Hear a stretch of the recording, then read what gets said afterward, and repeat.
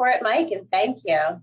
Awesome. I would recommend that everyone make sure that they're on mute as well. So we'll definitely have more of a discussion towards the end.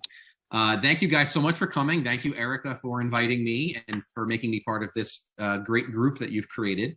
My name is Michael McLeod. I'm the owner of Grow Now ADHD.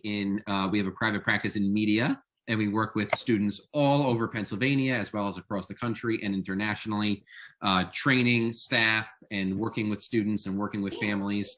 I'm a speech language pathologist by trade, and created the Grow Now model for executive functioning based on a lot of the work I've done, working with doctors and neuropsychs, and my work with the Focus Foundation down in Annapolis, Maryland. I was able to do training outside of my master's degree.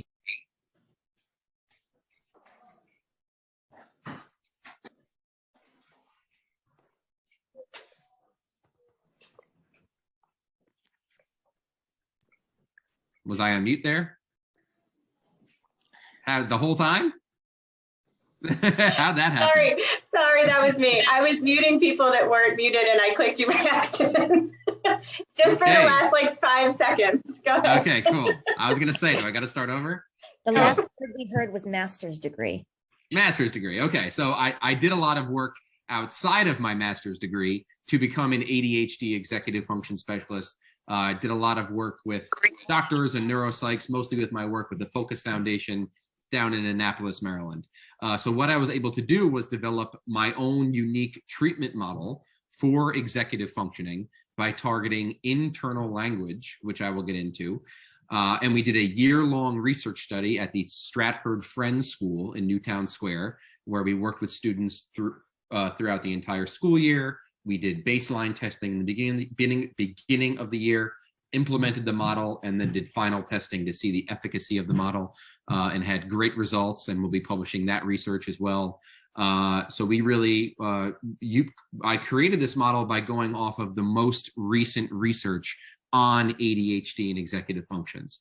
So I'm looking at the great work of Dr. Russell Barkley, who I'm sure many of you have heard of, who is the worldwide leader on ADHD and executive function. There is nobody better than him.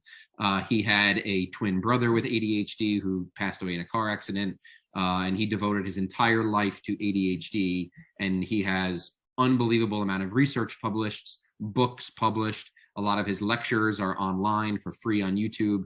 Definitely read his books, especially if you are a parent of a child with ADHD. So definitely look into Dr. Russell Barkley. I'm sure many of you have heard of Sarah Ward from 360 Thinking and Cognitive Connections. She is a fellow speech and language pathologist out of Mass General Hospital in Boston. So she developed the Get Ready, Do Done model, and did a lot. Her work is efpractice.com if Erica wants to give that link to Sarah Ward and Christine Jacobson. I look at a lot of the work of George McCloskey, and really the people that are on the forefront of this ADHD research is the Harvard Center of the Developing Child. And they actually just updated their website today. So if you want to check out them, and they do great work on resilience and executive function and toxic stress in young kids. So they were the ones that really did a lot of these brain scan studies, CT studies on the brain that really showed the differences in the brain for ADHD. So basically, overall, what gets me so passionate about this topic, and what really is so important for parents to understand and educators to understand, is ADHD might be the most misunderstood and mislabeled diagnosis in all of psychiatry. First of all, the name ADHD is incredibly misleading and very wrong. And there's a major push now to change the label of ADHD. So basically going into this is, for years and years and years, kids with ADHD was looked at as an external behavioral based disorder. This is why we were given those labels of attention deficit, hyperactivity, inattentiveness.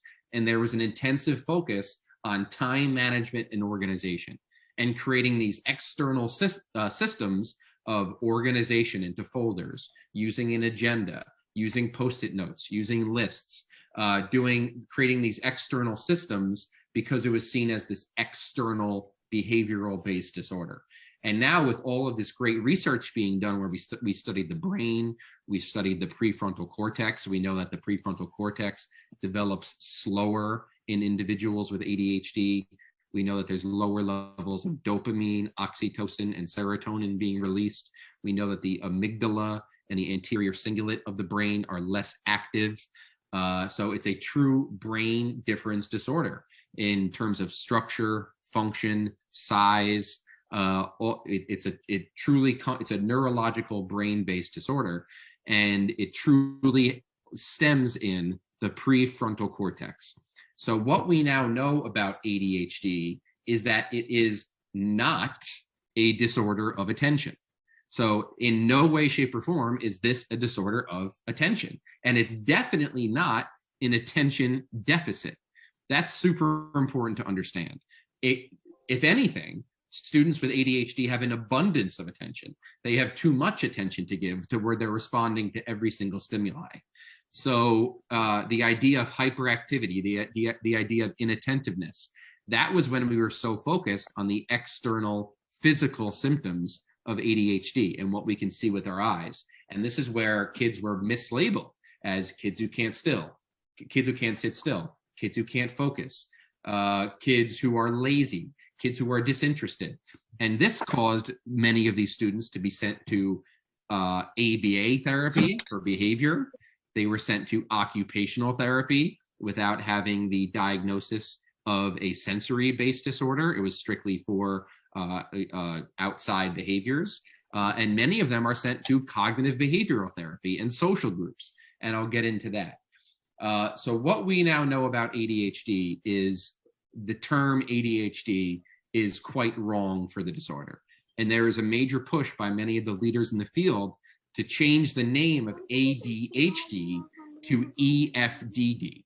So it goes from attention deficit hyperactivity disorder to executive functioning developmental delay.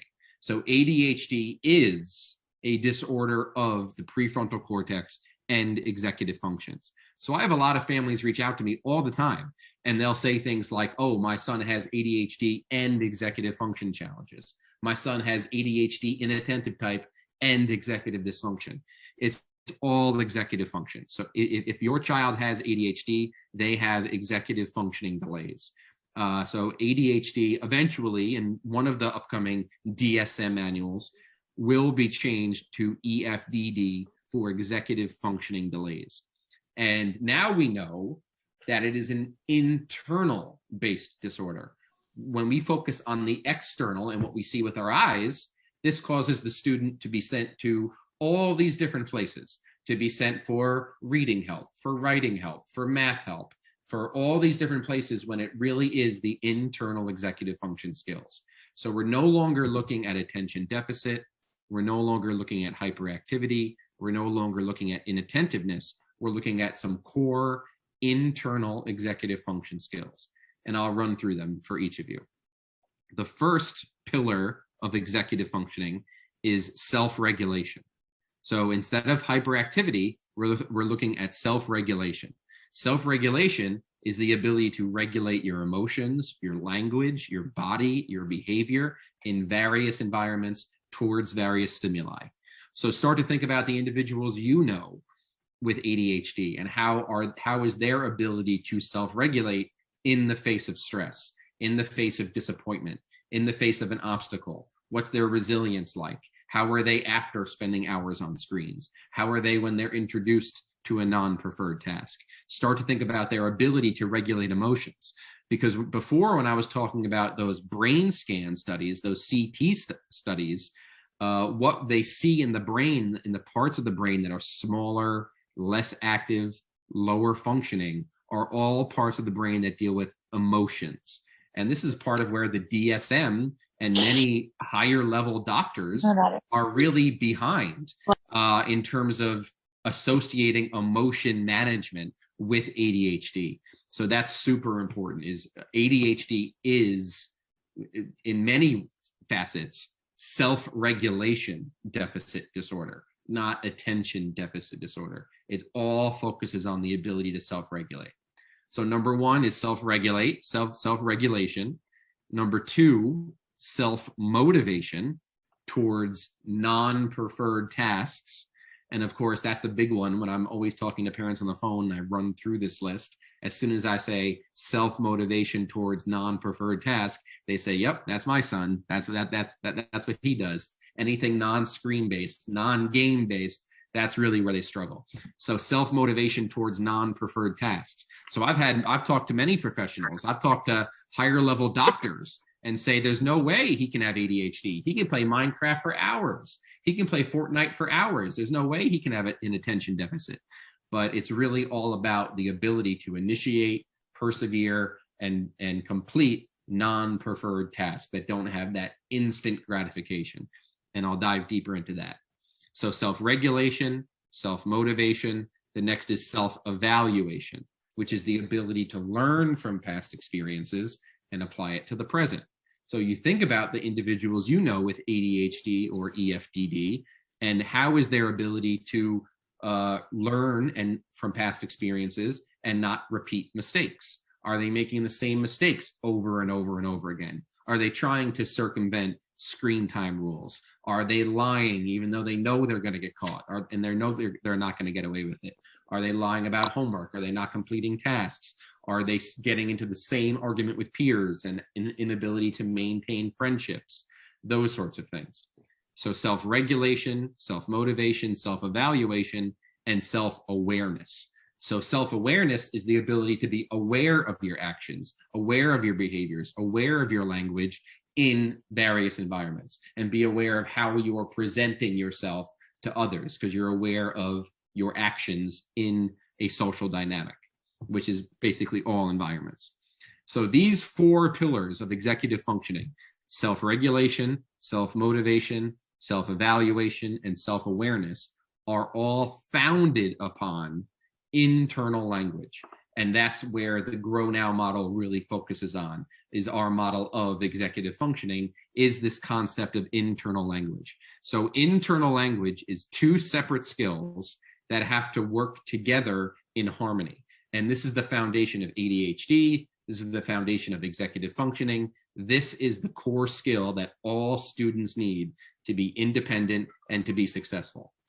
So internal language is first nonverbal working memory, and nonverbal working memory is also known as the visual imagery system of the brain. And all executive functioning, no matter what it is, whether it's organization, time management, task initiation, persistence, no matter what it is, all executive functioning starts with nonverbal working memory and the visual imagery system.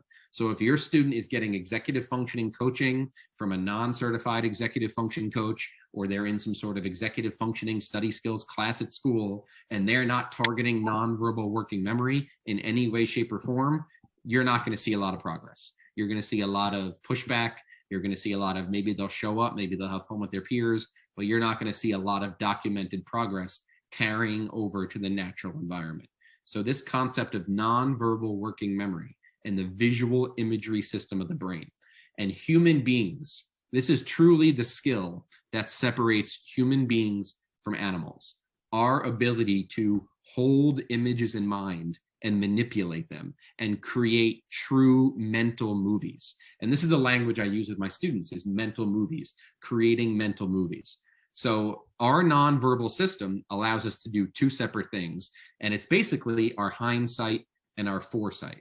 So we use our visual imagery system of our brain to re-image the relevant past and use information from the past to make healthy and positive choices in the present moment. Like yesterday, I played on my phone in the morning and argued with my mom, and I missed the bus. I didn't like that feeling. So today I'm going to do this so I make the bus. That's using our nonverbal past imagery. I did this to have a good conversation with a peer, to have a lot of fun with a peer socially. So I will learn from that social experience, and I will repeat those behaviors during recess, during free time, so I can have more positive peer interactions. So you can look back in the past on something that went successfully or you can look at a consequence that you experienced in the past, and you can use that information in the present moment to help you make positive, healthy choices. So the ability to re-image past experiences is so crucial to executive functions. And then as students get older, it becomes more important for them to use their nonverbal systems to forecast themselves into the future. They have to be able to see themselves in a different time and space so that they can plan, prioritize, and problem solve. They have to know what the future looks like. So for example, 90%, Sarah Ward talks about this all the time, 90% of task planning takes place in a different time and space from where you're actually going to execute the task. So you think about kids filling out their agenda and packing their backpack to prepare for homework, which they're going to do at school. So they're packing their backpack in the classroom, they're writing in their agenda at school, but they have to be able to visualize themselves at the kitchen table, at the desk, doing their homework. Do they need their calculator? Do they need their agenda? Do they need their Chromebooks? What do they need so they can bring everything because they see the end result? So the inability to see the end result and see themselves being successful at non-preferred tasks is what allows them to self-motivate in the present moment. So like, for example, if you are downstairs with your son and you say, go upstairs and clean your room, if they're not visualizing what their room looks like already clean, by the time they get to their room, they're going to walk into their room and they're going to get distracted by the very first shiny object and nothing's going to get cleaned. So they have to know what it looks like done so they can plan backwards and execute forwards. So that's so important. That's our true hindsight and our foresight. And what's so amazing about the nonverbal human system is it's not only the ability to see to yourself. We can literally, our visual imagery system is so strong and so powerful, and it literally drives all of our emotions, all of our behavior, all of our language. We use this all the time without even knowing it as our true visual imagery system. We have the ability to bring up all of the senses. So you can think about a dinner you had a few weeks ago, and you can retaste the food and rehear the sounds of the restaurant and refeel the texture of the napkin and refeel the feelings you had when you were at that dinner. And it all starts with that image. So that the idea of mental movies is so crucial to these students that are struggling with what we thought was hyperactivity and inattentiveness and a lack of interest and laziness and those sorts of things, or a lack of organization. What it truly was a lack of nonverbal working memory and visual imagery. So internal language is nonverbal working memory, and which is the visual imagery system of the brain, and verbal working memory. Verbal working memory is the self-talk system, the internal language self-directed talk system. So this is the ability to have an internal dialogue. And Dr. Russell Barkley talks about this all the time. Between the ages of 5 and 7 is when that internal voice starts to develop. And we have the ability to have an internal dialogue. And this is so important. My friend Ryan Wexelblatt, the ADHD dude, calls it the brain coach. And this is the language I use with my students. So we have mental movies and the brain coach, having an internal dialogue with your brain. So really what executive functions are. So you can read Smart But Scattered by Peg Dawson. You could read Dr. Russell Barkley's books. You can read all these executive function books, and you're going to get a different definition of what executive functioning truly is. Executive functioning is an action taken to the self.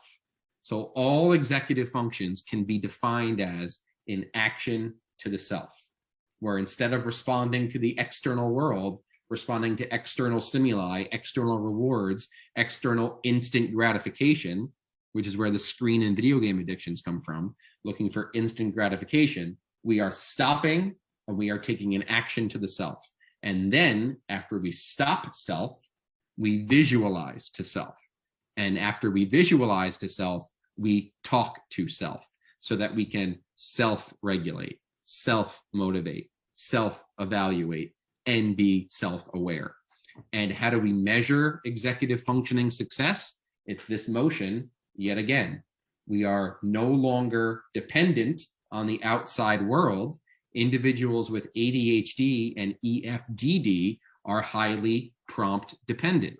They are prompt dependent on adults with fully developed executive functioning systems to act as their executive function system. So individuals with ADHD and EFDD are lacking independence. They are prompt dependent. Executive function skills are life independent skills. And EF skills are a greater predictor of success than IQ. So all of those IQ tests, all of those grades, SAT scores, all of that will go out the window if we don't focus on executive functions. And with this IEP system and 504 systems, we're not focusing on executive functions in schools, and schools are not equipped to treat executive functions, as I'm sure you all know. And now America leads the world in college dropouts. So many American students go to college without any executive functioning support. All of a sudden they're asked to be independent, and they're not able to manage their screen time. They're not able to turn things in on time. They're not able to live independently. They're not scheduling office hours. They're asked to be independent in the blink of an eye, the way our educational system is set up, because executive functions are never explicitly worked on and developed, because all we care about is standardized testing and test scores and standard deviations and those sorts of things. But I digress. Back to the topic of executive functions. So really, for years and years, we looked at ADHD as a disorder of attention with focus on hyperactivity and inattentiveness. But now we now know the simplest way to describe it is kids with ADHD, EFDD are kids that cannot appropriately visualize to themselves and kids who don't talk to themselves. So one thing that you all can do as parents is ask your son or daughter, do you ever talk to yourself? Do you ever have an internal conversation? And if they do, it's probably them talking to their brain about their preferred tasks, about their favorite YouTube video, their favorite game, their favorite computer game, whatever it may be, their favorite meme, those sorts of things. They're not really coaching themselves. And you all do it every day. Think about it. Before you get out of bed in the morning, you look at the clock and you figure out what you have to do in sequential order so you can get out the door on time, avoid traffic, get to work, have your coffee, and have a successful day. And you're all doing that internally in your brain in a matter of seconds. And our kids aren't doing that. They are literally stuck in the present moment because of this weakness and disconnect between nonverbal visual imagery and verbal self-talk. These two skills need to work together in harmony. And when they are weakened and disconnected, it creates this. Dr. Russell Barkley talks about this all the time. ADHD is a disorder of time blindness. These kids are stuck in the present moment. They're not able to use information from the past, which in real life builds competence and confidence, because it's so important to have varied experiences and figure out when you were successful and learn, which is what drives a lot of the negative self-talk and depression and anxiety associated with ADHD. And they're not able to see themselves into the future. So they're stuck in the present moment. So when you have a time blindness and you can't sense time, feel time, accept time, understand time, you're stuck in the moment. So what does that do? It creates a lack of conditional thinking, which is called if, then, cause and effect thinking. So think about the people you know with ADHD and EF. Do they understand cause and effect? Do they understand if then? Because really what if then thinking is if the future looks like that, then right now I need to do this. So if the future looks like that, of me getting a 0 on a test or me taking a test and not understanding it, I don't like that feeling, I better study now. Or if the future looks like a birthday party I have to go to for my friend, so I better RSVP and talk to my friends about it and figure out transportation, whether it's a positive consequence or a negative consequence. If we can't think to ourselves, if the future looks like this, then right now I need to do this.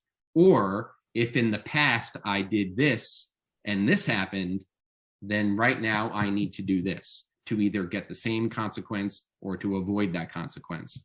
So this time blindness is what leads to this need for instant gratification, which is what drives this addiction to screens, games, YouTube, computers, Steam, Fortnite, Minecraft, Roblox, because they're literally constantly on the drive for instant gratification because they can't see themselves persevering in the future through non-preferred tasks. They can't delay gratification because they're stuck in the present moment.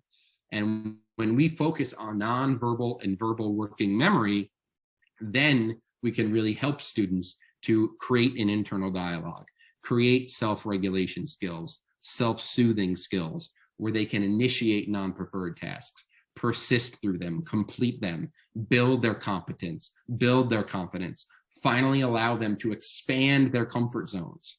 All you parents of kids with ADHD know about the ADHD comfort zone. These kids will find 1, 2, 3, 4 things they love and stick to it as much as they can. And 10 times out of 10, 9 times out of 10, it's screens and games, right? And all other new and non-preferred tasks, no, I'm not doing it. No, I'm not doing it. No, I'm not doing it. So that's why varied experiences and getting them outside, getting them playing, getting them exercising, getting them moving is so crucial to executive functions. And that's why our clinic in media is really so strategically located right next to downtown media. So we always like to take our students down to the pizza shop, and there's a great arcade down the street now, and there's the post office and restaurants and so many places to go, and there's parks and playgrounds and different places to go out in the community. And that's so important for these kids, is to get out and get moving and experience new things. So varied experiences and interpersonal relationships are so important for kids with ADHD and executive function delays. And another one of the big misconceptions about ADHD is that it's this true academic-based disorder. Executive functioning is something that affects kids in school and their inability to do homework, their inability to get the grades that they're truly capable of getting. But we now know is that this disorder affects kids and adults and young adults in all areas of life. There's social executive functioning, there's home executive functioning, and there's academic executive functioning. So a lot of kids for years and years were thrown into these incredibly ineffective social groups that were adult directed, too heavily adult directed, adult forced, where they were focusing on eye contact, non-preferred topic initiation, circles of communication, appropriate greetings, these sorts of things, these external social skills, without focusing on social executive functioning, which is perspective taking skills and understanding what type of thoughts you're putting into someone else's head, and situational awareness, the ability to read a room, right? So I can't tell you how many students have come to us after going through these unsuccessful therapies of social skills groups that maybe they enjoyed, maybe they had fun going to them, but there was very little functional carryover to the natural environment. These kids were still coming home from school every day and playing games for hours. They weren't out riding bikes. They weren't building meaningful friendships. The whole point of a social group is for natural carryover to the natural environment. We want kids to start sitting with their peers at lunch, engaging with them, building meaningful interpersonal relationships. And that's so important to young boys, especially, to have a peer group, a social group that they feel safe and comfortable around. So that's super important. Another thing is cognitive behavioral therapy. And there's still lots of doctors and pediatricians that will, when they'll diagnose ADHD, they'll send these kids to cognitive behavioral therapy. So cognitive behavioral therapy is really labeling your thoughts as imagination, fact, positive, negative. So cognitive behavioral therapy really requires you to already have an internal voice, to already have self-talk as a prerequisite skill. And that's the problem, is kids with ADHD don't have that internal voice. They don't have the nonverbal and verbal working memory. So I can't tell you how many students have come to us after going through years of CBT that was not effective. So really, the biggest thing that I want you guys to take away from this short greeting and this short little training is ADHD truly is executive functioning developmental delay. And it tends to be a 3 or 5 year delay in maturation. So if your child is 10 and they have ADHD, they're probably at the maturation age of maybe a 6 or 7 year old, or in a severe case, maybe a 5-year-old. So there's the executive age and the actual age. And what we need to start to understand about ADHD and EFDD is that it's internal. The more we focus on these external behaviors, that's really something that's hurting these kids and having them sent to inappropriate, ineffective therapies. We have to start to focus on prompt dependence and independence. There has to be functional carryover to the natural environment. There's no point of any therapy if we don't see the student self-regulating more at home towards the parents, being more successful in academics and completing more homework and getting better grades and being more successful there, as well as maintaining more friendships. We have to see positive natural carryover. And we do that when we focus on these internal skills of internal language, which is the nonverbal and verbal working memory. So when you think of executive functioning, think about an action to the self, think about how we need to visualize to ourselves and talk to ourselves, and those skills need to work together in harmony. It's not about attention. ADHD is a performance disorder, not an attention disorder. It's about executive functioning. It's not related to IQ, and it's the greatest predictor of success.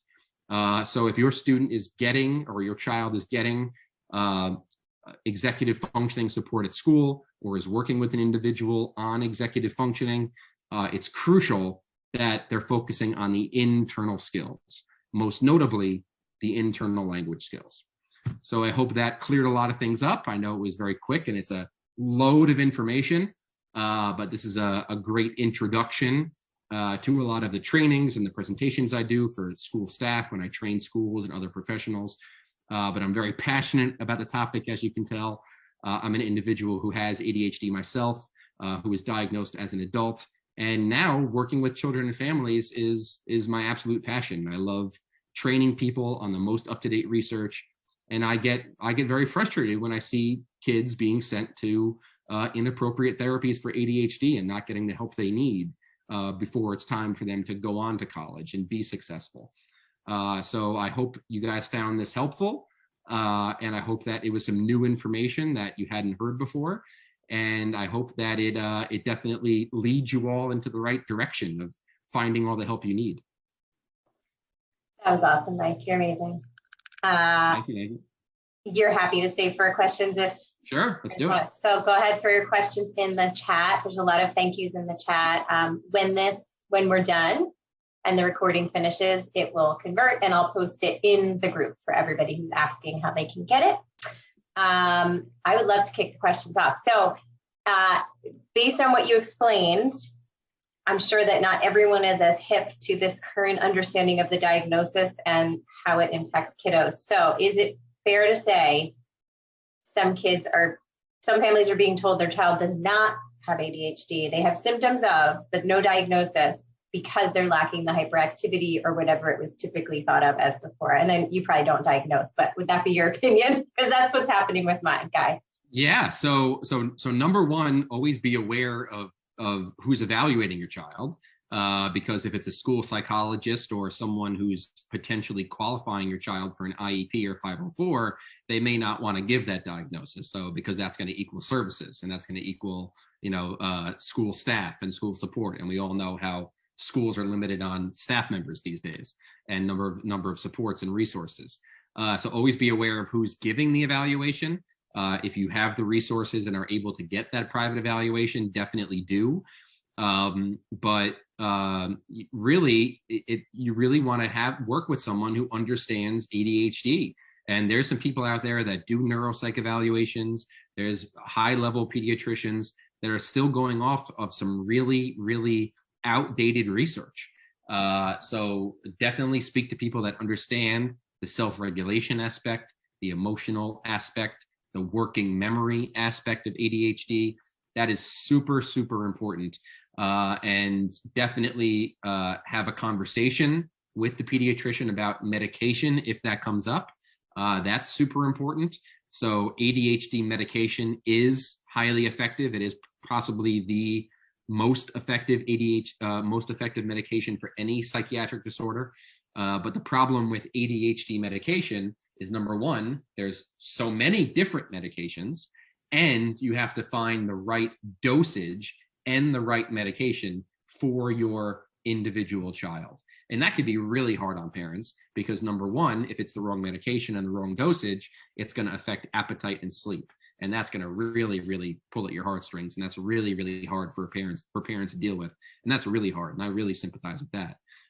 But when you do find the right meds, you will see some great improvement. And if you're able to pair medication with the right treatment, you should really see some great progress in a short amount of time.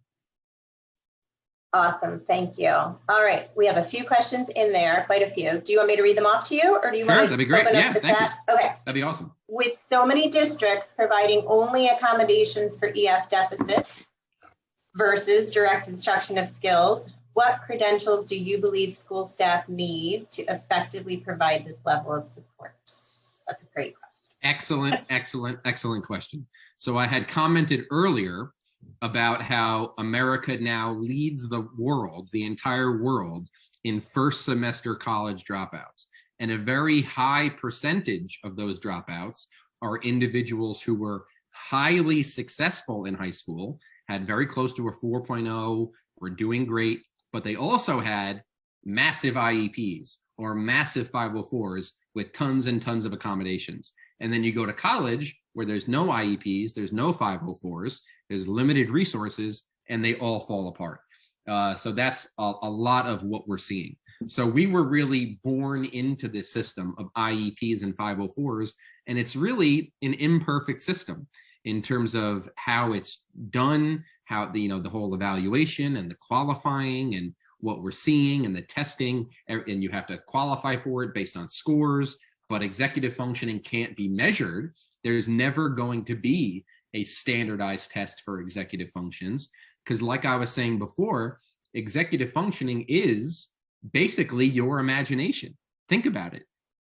Your nonverbal visual imagery and your verbal self-talk, there is never going to be a standardized test ever to measure those things. So you look at the testing for ADHD and the testing for executive functions, it's really all parent checklists. You look at the brief, the behavior rating inventory of executive functioning, it's a parent checklist, a teacher checklist, a self checklist. There's the McCloskey scales, there's the self-4 rating scale. Sometimes there's an informal observation during recess or class, and sometimes we analyze writing samples. But there's never going to be a true standardized test for executive functions. So a lot of these kids with high IQ they get pushed under the rug and never get the help they need. So this IEP system and 504 system is really a broken system in so many ways. And the problem with 504s is it's not federally mandated. So schools are so used to copying and pasting from a bank of accommodations into this child's 504 without individualizing it. Okay, let's give him preferential seating. Let's give him extended time. Let's give him the ability to turn things in without any negative feedback. So they're so used to just copying and pasting instead of individualizing it to the student, and there's no escape plan. There's no fading prompts towards independence. So remember, we measure executive functioning progress as fading prompts towards independence. So how much more is the student doing and how much less are the adults doing? And you can't measure that with a 504 because it's really all about, okay, here's the accommodations. We're individual. We're giving the student the accommodations they need, and we wash our hands of this. That's it. We're done. And schools literally will just copy and paste, and they'll do whatever they can to make that IEP 504 meeting as short as possible. Parents are happy. We're happy. Done. But they don't want to track data. They don't want to fade the prompts. They don't want to, there's never an exit plan for a 504 or really an exit plan for an IEP. We have to start to think about how much of this IEP, how much of this 504 is putting the responsibility on the shoulders of the student to perform, to fade these prompts, to start to do things on their own over time, or is it just let's track the data, let's track the goals?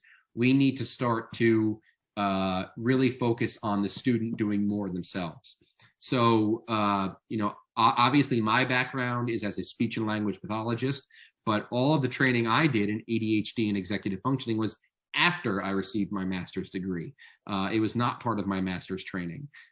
So you're really going to want to find a staff member who has gone through some outside trainings with myself, with Sarah Ward, with ADHD Dude, with George McCloskey, with Dr. Russell Barkley. You're going to want people that really understand the disorder and understand what it is and understand that it's a disorder of independence, and fading prompts are needed to start to develop success. And there has to be some sort of intervention on visual imagery and self-talk. Without that, you're not going to see any progress, because that's the foundation of all executive functions. So it's very easy for schools to just copy and paste goals, copy and paste SDIs, copy and paste accommodations, and sometimes that's all they have time to do. But that's not individualizing the care that your son or daughter may need. So always make sure that it's individualized and not just copy and pasted and looks like every other kid's 504 in the entire school. Awesome. Will you have any follow-up classes? Or I think the question is for us, but if not for us, do you have anything else coming up that parents could look into? Yeah, so I'm traveling all over the country and internationally over the next couple of months to do more, trainings. I'm training school staffs. I train other therapists. I present at all the conferences, the CHAD conference, the ADHD conference, all the ASHA conference, the Pennsylvania State conference. So I do all the conference trainings. I try to post about it as much as I can on my Instagram, but I'd be happy to do a deeper training for you guys. So obviously this was just me talking and rambling about stuff, but I'd be more than happy to do it more structured with a PowerPoint and with questions and diagrams and charts to help you guys understand more deeply. Awesome. I'm excited. I'll work on that. we can take it a step further. This was a nice. Excellent. We're so honored to have you. Everybody's so appreciative. Okay. This is a great question. Well, they're all great, really. Can these skills be improved when a student also has intellectual disability? Absolutely. So where was that? So say that question one more time. Can these skills, EF skills, be improved when a student also has intellectual disability?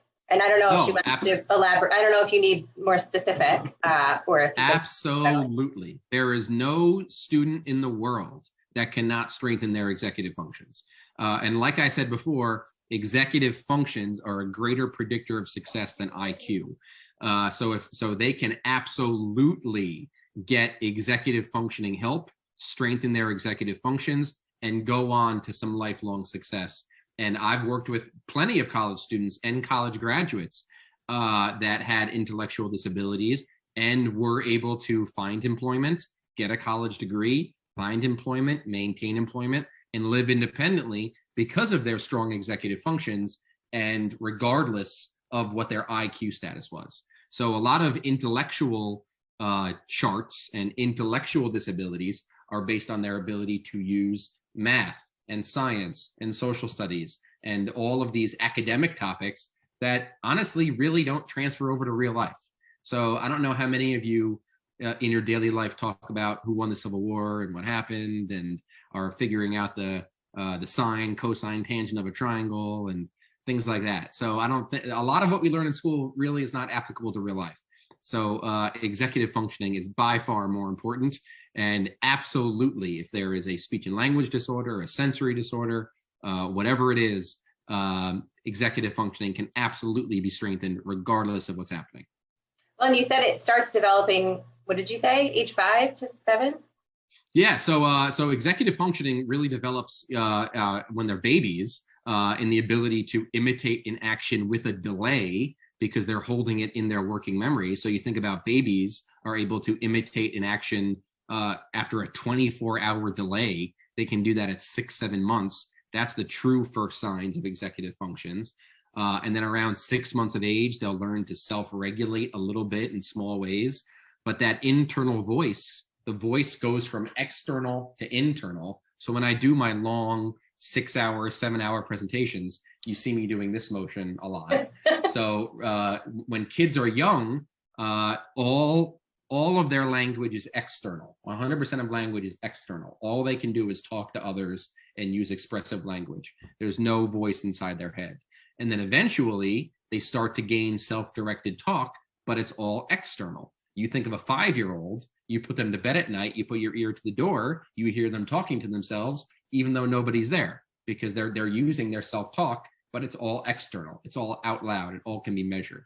And then eventually the face and the larynx start to be suppressed, and we gain an internal voice and the ability to have an internal dialogue. But our students with executive functioning delays really are delayed in that skill. And for years and years and years, it hurts my heart to say that these kids were sent to inappropriate therapies that were not focusing on this internal voice.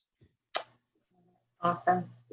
Okay, this is sort of a multi question. What Right. sorts of summer activities might be helpful for kiddos who have ADHD? What service should we be asking for to help with it? And how do we get this written into an IEP? Good luck with that one.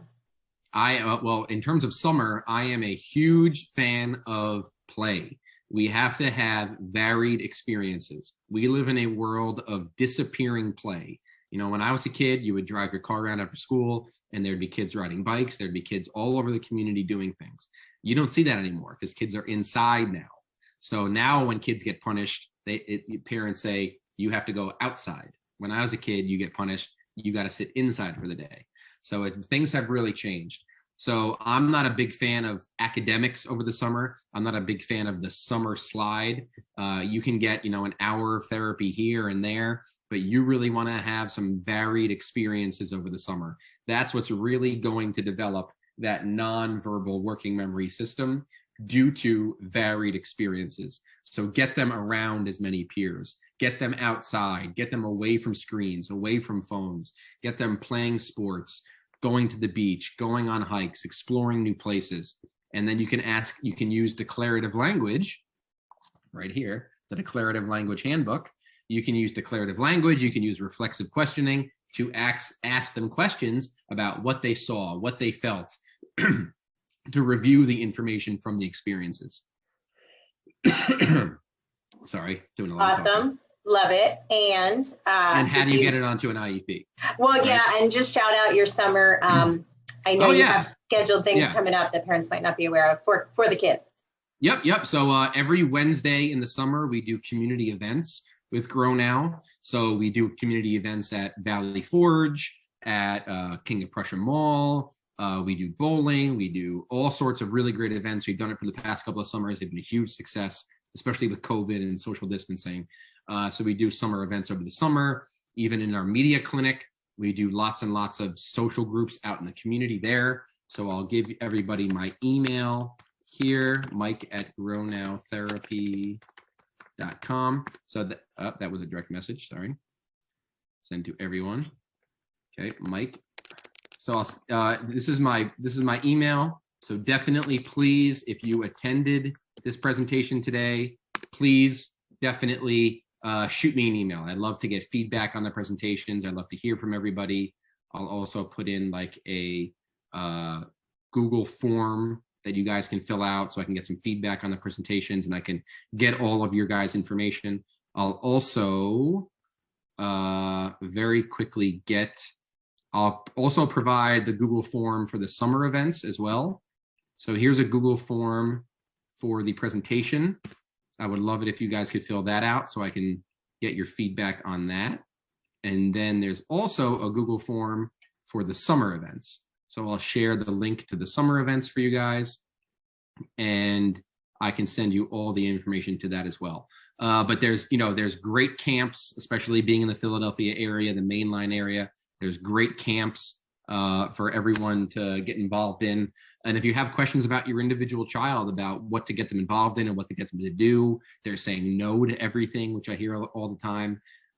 Definitely let me know. Reach out. I'm more than happy to chat with each one of you individually about your individual child. Awesome. And I'm just going to skip around because the other one goes with that. Do you offer summer programs? I guess aside from the fun stuff you just mentioned, is there anything? Yeah, absolutely. Yeah. Summer? Yeah. So at Grow Now, we always tailor everything towards the individual. It's never a one size fits all approach. So if your child is struggling with any executive functioning, academic, home, social, executive functioning, we can create a plan around those deficits and really create a programming for them that will look nothing like an IEP, nothing like a 504, to really strengthen those executive function skills. So definitely shoot me an email and we can discuss your child. Awesome. My 16-year-old stopped doing homework, started failing tests for the first time after being a straight A student. Could this be an executive function problem? That is absolutely executive functioning problem. That's a lack of being able to respond to a consequence. So they stopped doing homework and started failing tests. So the biggest thing there is they stopped doing homework. So that's a lack of motive. That's a lack of self-motivation, a lack of cause and effect thinking. And that's really something that I would like to see schools start to focus on more with their IEPs. Schools cannot continue to say, here's the homework. This is your responsibility as a parent for your son or daughter to go to school all day, to go home, and to be expected to do all this work. And it's so reflective on their grade. So the whole idea and concept of homework, and there's a lot of research to show that homework is not beneficial to students at all. If you look at the education system in Finland, which is #1 in the world, they have no homework at all. And students there are incredibly successful. So schools are going to have to take a little bit more responsibility on this homework thing and stop having it affect grades, or have them do some of this homework at school, in the school environment, so they can go home and be a kid. That would be nice. But what you described there absolutely is an executive functioning issue. So what happened there is they probably had an executive functioning issue for a long time, used to be a straight A student, so they were probably able to be successful in school before becoming a teen, because they were able to memorize information, store it in their brain for as long as possible instead of their working memory. And then once things got more advanced for a 16, 17, 18-year-old in upper high school, they sort of fell apart and they weren't able to just memorize and get by just trying their hardest. They really needed some executive functioning there. So what you described there is definitely a disconnect between nonverbal and verbal. Got it. Awesome. All right. I count 9 more questions in the chat. I don't know that you'll get to all of them. I want to keep an eye on your time. Right. Do you want to do a couple more? Yeah, we can do 2 more. Okay, 2 more. Let's see. You were talking about images of completed tasks. How often do you see these become overly semantical? For example, a picture taken in the winter of the child dressed for school and the child demanding their jacket in 100-degree weather in the summer. That is not often. That does not happen often, but it's certainly possible. Obviously, what you're discussing there is some mental rigidity. So they're going, that really right there shows the power of nonverbal working memory. They see themselves with a coat on. It may not be appropriate for a coat, but because that picture is sparking nonverbal working memory and they see themselves wearing a coat, they think that they need the coat. So what you're going to want to do there is obviously update the picture and change it based on the weather. So a big recommendation I give to families to really improve executive functioning in the home is stop with the written checklists, which go nowhere, which I'm sure you all know, and replace the checklists with real world pictures. So instead of a checklist like do your homework, get a picture of them doing their homework. Instead of a checklist, clean your room, get a picture of them standing in the room, totally clean, thumbs up. Or instead of like a checklist for their morning routine, get a picture of them sitting by the door, backpack on, lunch in their hand, ready to walk out the door. And that's way more effective than a written checklist. If they're taking it too seriously and too semantical, like you said, you're going to want to update those pictures. And you're going to want to have a conversation about some mental flexibility with those pictures. Great tip. Okay, I have one more for you. I'll pick one more. Sure. Some of the questions we aren't going to get to are about other ways to help at home. So I just wanted to mention you have a lot of great videos on your YouTube channel where you show tools that can help within the home and tips and things like that. So everybody check that out. And if we don't get to you today, we will have Mike back. This one I thought might be helpful because I'm sure a lot of us are in the same boat. How do you handle an ex-spouse, or I'm sure generally speaking, in some cases, it might be a still spouse who does not see a child's ADHD. She's not physically hyperactive, but her brain is hyperactive. Her diagnosis is from a child neurophysiologist, and he's disagreeing with the diagnosis. I feel like I'm failing and not getting her help. Yeah, I see this actually quite often. So I see a lot of moms go and getting a professional diagnosis, and a lot of the dads disagreeing with it and saying, no, they don't have ADHD. Don't medicate them. Stop saying there's something wrong. Stop saying those sorts of things. But if you get that professional diagnosis of ADHD and you see them chronically struggling in one of those areas of self-regulation, motivation, evaluation, awareness, academic executive functioning, home executive functioning, social executive functioning, if they're not maintaining friendships, if they're stressed out from school and having anxiety from school, and you're seeing fight, flight, and avoidance behaviors with school, if you're seeing them really creating a very small comfort zone of screens and things like that, you're really, that those are the real highlights of ADHD and executive dysfunction, where they're creating comfort zones, sticking to it, saying no to every single new and non-preferred task. They're not motivated by social relationships and doing varied social experiences on a weekly basis. Kids do still play outside. Kids do still play together. Not every kid has all online Xbox friends. That's not a factual statement. So it's super important to really see where this child is in terms of their actual age and their executive age. What do you see them, where do you see delays based on what they should be doing developmentally? So if you have one parent who's disagreeing, I strongly recommend you have that parent speak to the professional who gave you that diagnosis, send them to me, I'll talk to them. It's very important to make sure that parent who disagrees gets a professional opinion and speaks to someone who knows what they're talking about, because you don't want it to be too late where it's 18, they're 18 years old, they're graduating high school, and they don't have the skills to be successful in college and beyond. So don't let a disagreement between parents affect the child long-term. Excellent. Okay. And Deborah, who's one of our other experts, she wants to unmute for just a second. I think it's more a comment than a question. Go ahead, Deborah. Sure. Hey, Mike, how are you? I'm good. How are you? I'm good, thanks. This has been terrific. I just want to say one thing to the parents. I'm an educational advocate, so this is what I need to say.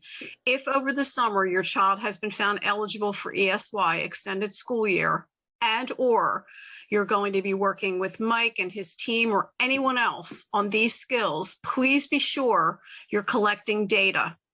Because when school begins again in September, you want to be able to say to your district one of two things. Hey, look, my child just made progress in these domains falling under executive function.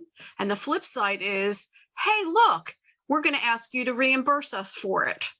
So it's really important. ESY is not simply the district's providing a program and you're just going to do it. Many parents are pursuing these kinds of supports privately over the summer. So please, please be collecting data. Okay, I'm going to mute myself now. Yeah, that was excellent. That's a fantastic point. Thank you, Deborah. And don't confuse this with school evaluations, like I mentioned earlier, where there's no true standardized test to measure executive functions, because there never will be, but we can measure progress on executive functions and we can track data now that we know what the true deficits are. So we measure that by fading prompts towards independence. How many less prompts were needed to initiate that social event? How many less prompts were needed to clean their room, to get started on homework, to transition away from screens, to do these various tasks? So how are we fading prompts? And you can also measure progress with nonverbal working memory. How much more information are you able to elicit from the student based on asking them reflexive questions on a mental movie they gave? So you ask them to make a mental movie of a shared experience. This is a lot of what we do at Grow Now. We'll come up with a plan. We'll say, for example, okay, we're going to go to Trader Joe's up the street. We're going to buy all of these things. We're going to find all of these pieces for a recipe and then make this meal together. So we plan it out. We make a mental movie. We come up with a plan. We develop the self-talk, everything. And then when we come back, we review the mental movie versus reality. So what was the mental movie and then what actually happened?